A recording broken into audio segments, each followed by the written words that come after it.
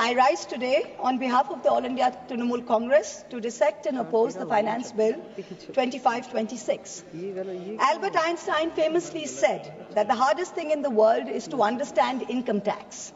Similarly, we find it very hard to understand why this government's taxation policy continues to widen the stark divide between the two Indias. A Kuber's India for the elite and the privileged, and another, Vishwakarma's India, for the masses who are bearing the brunt of this government's economic mismanagement. We have just finished the spectacle of the Mahakumbh, with faith drawing millions to the holy Sangam at Prayag. The government is patting itself on its back for organizing the grandest spectacle that humankind has ever seen. It is a small concern that the same UP government who was unable to count the number of deaths in the Kumbh stampedes and give the country a number was magically able to insist that precisely 63 crore people had bathed in the river. Now, 63 crores is the entire adult population of India, which statistically implies that every single one of us sitting here has bathed in the Kumbh. I certainly haven't bathed in the Kumbh. Most of us sitting around me have not bathed in the Kumbh. But this mirage continues. This great mirage is continuing. Similarly, much like the great taxation mirage that this government has created. In December 24, in response to a parliamentary question, the Finance Ministry provided certain crucial statistics on taxpayers in this country. What did we learn? We learned that there are 8 crore people in this country who filed taxes. But out of that, only 56 lakh people earn more than 15 lakhs per annum. These 56 lakh individuals, these are the engine of India's entrepreneurial and services economy. They are the only ones effectively paying direct income tax. Now with the new exemption structure, those earning up to 12.5 lakhs annually will pay zero tax. Let's be clear, income tax is leviable only on 56 lakh people out of 140 crore population. Yet, we have a massive income tax department with supernormal snooping, police-like powers and unchecked discretion operating under the pretense of enforcement. What is the purpose of this? The 56 lakh people at least have a graded tax system. But for the rest of India, Vishwakarma's India, there is no relief. For the 139 crore people in Vishwakarma's India, GST is the great equalizer, but in the most regressive way possible. In financial year 23-24, the Government of India collected 20 lakh crores in GST, which comes to about 15,000 rupees per person. So a billionaire and a daily wage earner both pay GST on food, on transport and essential commodities. The government has done nothing to alleviate this burden. There is no discussion on reducing indirect taxes on essential commodities, no roadmap to ensure fairer wealth distribution. All social sector spending has actually seen contractions. Let me give you a few examples. The finance bill mentions an health and education cess of 4% on income tax. No problem. Everyone's happy to pay this if it goes in the right way. You're taking our money, fine.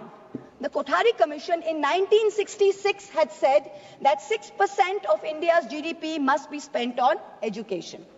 Successive national education policies, including NEP 2020, insisted 6% of GDP must be spent on education.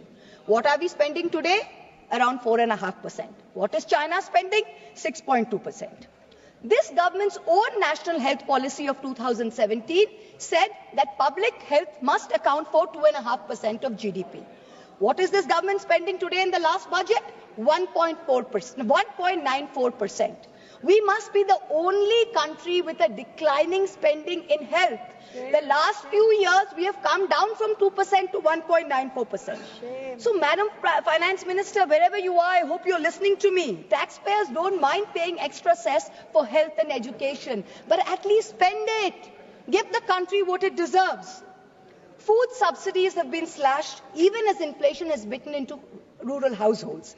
Between January and December of 2024, rural inflation was 5.4%, a full 100 basis points higher than urban inflation, mainly driven by higher food prices. Manrega is still underfunded. Last year's allocation was 86,000 crores. This year's allocation is also 86,000 crores, even though there's higher demand. If you pay West Bengal its 7,000 crores, which it is due, then you are even decrease the outlay even more. This time you guillotined the food and public distribution demand for grants. There was no discussion. Yet there are certain points that everyone needs to know. This country has a National Food Security Act in 2013, which mandates that 75% of urban households and 50% of urban households must have coverage. 75% of rural and urban must have coverage. Today, 81 crore people are getting 5 kg of free rations per month by this government. This is dependent on the 2011 census. Now, the government on affidavit told the Supreme Court that we haven't had a census since 2011. We don't even know when the next census is going to be. So the government says, well, how are you going to revise the numbers? There are many poor people who are not getting rations. The new number is an extra 13 crore must be given rations. Government says, we don't know. We don't have a census. So Supreme Court says, what do you have? We have an unorganized migrant portal, the eShram portal. According to the eShram portal, 8 crore new people must be given rations. The government is steadfastly refusing to give this 8 crore people rations. Please note, these people are paying GST. They are paying GST. You are raising 20 lakh crores based on these people, yet you are not giving them 8 crores people rations per month according to the Food Security Act. Now, this kind of iniquity, I'm not comfortable with it. We certainly don't want this on our conscience. Certainly not. Now what we're talking about is that when you go to, you keep saying democracy, democracy, democracy. The Honorable Prime Minister is talking to podcasts all over the world talking about freedom to criticize and democracy and democratic processes. We welcome it. But for a democracy to function, it is vital that its electoral processes be above board and above question. The legislative department in the law ministry is the nodal department which controls all spending for elections, for polls, for appointment for the poll members. The Honorable Finance Minister this year allocated 300 crores for voter ID cards, allocated 600 crores for election expenses, allocated 19 crores for EVM machines. But here we have an election commission that is refusing to give 100% VVPAT paper trails. It is refusing to make 17C forms public. It is refusing to give us new additions and deletions to the voter list. It is refusing to explain how duplicate epic cards are being issued in Murshidabad and in Gujarat. So spend taxpayers' money, but use it in the right way. We need some answers. Now let us examine the myth and the reality of this government's growth story. The Honorable Finance Minister claimed that India will grow at 6.5% next year. This forecast, by the way, is down from 9.2% predicted in 23-24. Just before he became RBI governor, former Revenue Secretary Sanjay Malhotra in December warned government tax officials that they should not kill the proverbial golden goose with their demands. Net foreign inflows fell to 1.2 billion between April and December, down from 7.8 billion. Private investment is weak. Manufacturing is stagnating at 17% of GDP. Rural unemployment is 9%. Fiscal deficit has come down to 4.4%. Agreed. But that's not happened because of revenue growth. That's happened because you've cut essential spending to the poor. This is economic mismanagement, not fiscal prudence. The government's obsession with corporate incentives has only favored big businessmen, where small businesses and laborers have got hurt. You slashed corporate income tax in 2019 from 30% to 22%. Has private investment picked up? No. So who have these tax cuts benefited? Let me look at just one example. Let's not forget that all tax rules are written for Vishwakarma's India, not for Kuber's India, not for favorite businessmen. When it comes to crony capitalists, there are special rules. Please listen.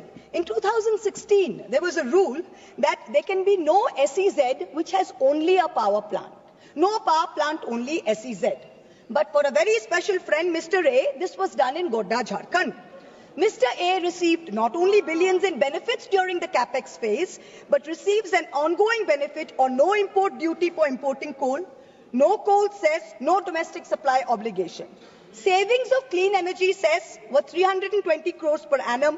Custom tax and GST benefits were another 2,000 crores. Now that things with Bangladesh have soured, the government has said you can sell power domestically. But have you recovered the back interest and the taxes which were meant for the SEZs? Plant was built by a Chinese contractor with Chinese equipment, customs duty free, GST free, tax free, not using Jharkhand coal, not giving Jharkhand power, not paying clean energy cess, and currently employing less than 1,000 people. For some people, rules, laws, acts mean nothing. गरीब लहरों पे पैरे बिठाए जाते हो, समंदरों की तलाशी कोई नहीं लेता.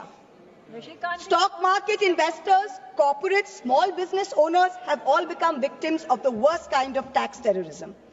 According to the last budget receipt of July 24, total income tax under dispute was 10.5 lakh crores.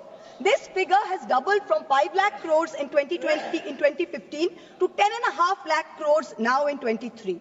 So much for the promise of eliminating tax terrorism. When you're looking at the CBDT's Action Plan 24-25, it gives us data on pending appeals. It's telling us every year there are more pending appeals than appeals which are being disposed of. So what kind of dispute resolution are we managing? It is estimated that there are 6 lakh pending appeals today. The Indian IT tax department has followed an adversarial approach. It unnecessarily pursues all appeals at all levels, regardless of outcome. And all the department officials, there is absolutely no penalty on pursuing frivolous regulation. So, kahin bhi kuch bhi case laga do. There's bad drafting of tax laws, different interpretations. High courts are providing divergent opinions. There's confusion. The judiciary simply cannot handle this mountain of pending appeals. More than 17.5 lakh Indians have acquired foreign citizenship of another country in the past decade. An estimated $21,300 millionaires left India in the past 3 years alone. तुमसे दूर जाने की ख्वाहिश नहीं, पर तुम्हारी शक की डर से बहुत डर लगता है. तुमसे दूर जाने की ख्वाहिश नहीं, पर तुम्हारी शक की नजर से बहुत डर लगता है. This is what people are telling this government.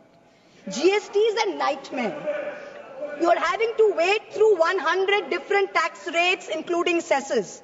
Multiple rates, ensuing confusion has facilitated an alarming GST evasion of 2 lakh crores, almost double the 1 lakh crore evasion that was there in fiscal year 2023.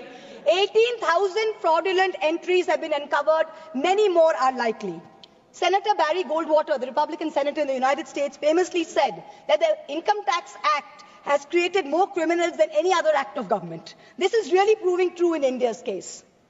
Honourable Chairperson, the government's draconian taxation policies have turned our stock market into a breeding ground for tax uncertainty. Let's examine the facts. They're mind-boggling. 2004, capital gains tax eliminated, replaced by a 0.1% securities transaction tax. 2018, BJP government reintroducing 10% long-term capital gains tax. 2024, this long-term capital gains hiked to 12.5%. Short-term capital gains increased from 10% to 15% in 2018 to 20% in 2025. Securities transaction tax hiked by 60% in 2024. Corporate dividends, once taxed at flat 15%, are now taxed at slab rates with TDS. The government and the SEBI have together destroyed wealth creation in the stock market, both domestic and foreign. When you have Europe, when you have the US, you have Singapore, who are aggressively attracting investors, we are driving them away with policy arrogance and excessive taxation. Also, the new Income Tax Amendment Act contains something rather alarming in the fine print. Is the government trying to bring back electoral bonds in another shape or form? The bonds were declared unconstitutional in February 24 by the Supreme Court. And yet, in the new Income Tax Bill 25, Schedule 8, provisions relating to the electoral bonds are mentioned. Is this legislative oversight? In which case, very shoddy work on your part. And if it's not oversight, then it shows that you're keeping the road open, so some kind of back entry to your fiction system. This is very clear. Electoral bond data shows that companies with negative profits donated 434 crores to the BJP. 41 companies under investigation donated 2,500 crores to the BJP. 30 companies facing investigation donated 335 crores. Madam Finance Minister, the CBDT in your hand is an engine to spur India's growth through transparent and progressive taxation. Please do not turn it into an agency like the ED and the CBI, who have essentially become 193 cases pursued by the ED, 2 convictions. 2 convictions. 97% of ED cases are against opposition politicians. 23 of 25 switched to cases were dropped. We are now truly in an Orwellian state. The finance bill doesn't merely focus on taxation. It gives the government sweeping powers of surveillance under the guise of preventing tax evasion. The government now seeks the right to monitor emails, see social media accounts, private messages. The finance ministry can share this data with the enforcement directorate, with the IT department and all other agencies. If 97% of this country is tax exempt, then who will the tax authority scrutinize? The poor 3% who are actually paying taxes, who are the hardworking individuals, who are propping up the service sector. Instead of using Pegasus secretly, the government is now openly spying in the name of suspicion. The new income tax law enables the sharing of information across 10 government agencies. Is this the government's idea of respecting tax-paying citizens who are funding its coffers? I've got time, madam, 2 minutes. While I always try and stick to the narrow confines of topical debate, I am now going to take a cue from the Honourable Prime Minister, who so effectively managed to speak about Vasudhaiva Kutumbakam when asked a pointed question by the US media about crony capitalists and their accountability to the law. So I too am digressing to speak on an issue which has immense controversy and intrigue attached. The story about bundles of currency notes discovered in the outhouse of a judge of the Delhi High Court. Now, the veracity of the incident is still being ascertained, but the media has gone to town debating whether the appointment of judges and how the government of the day must have a preponderant say in the appointment process. We saw the Sushant Singh Rajput case suicide and how an innocent woman was vilified by the media, name dragged through the mud. Same thing happened in my case. Now you see this media are trying to mahol banao. They are trying to toe the government line to suborn the higher judiciary. Someone who cannot be named in this house, who presides over a neighbouring chamber, has already added his 2 cents and said how he thinks that the government should do away with the collegium system. Mark my words, just like the Election Commission has been emasculated by the government takeover of its appointments process, this brouhaha and media plans are the beginning of an effort to bring back something like the NGAC with complete government control and do away with the collegium system. No amount of money apportioned to the judiciary will be of any avail unless its independent character is zealously guarded. This is something that we in this House must be allowed to debate. Coming back to the finance bill, it is nothing but a testament to this government's flawed economic vision. I oppose this bill because it taxes the wealth creators, ignores, I've got 10 seconds, madam, ignores the poor and empowers the government with unchecked powers of intrusion. India deserves better. I end by quoting George Orwell in 1984. Every record has been destroyed or falsified, every book rewritten, every picture has been repainted, every statue and street building has been renamed, every date has been altered. And the process is continuing day by day and minute by minute. History has stopped. Nothing exists except an endless present. Very good.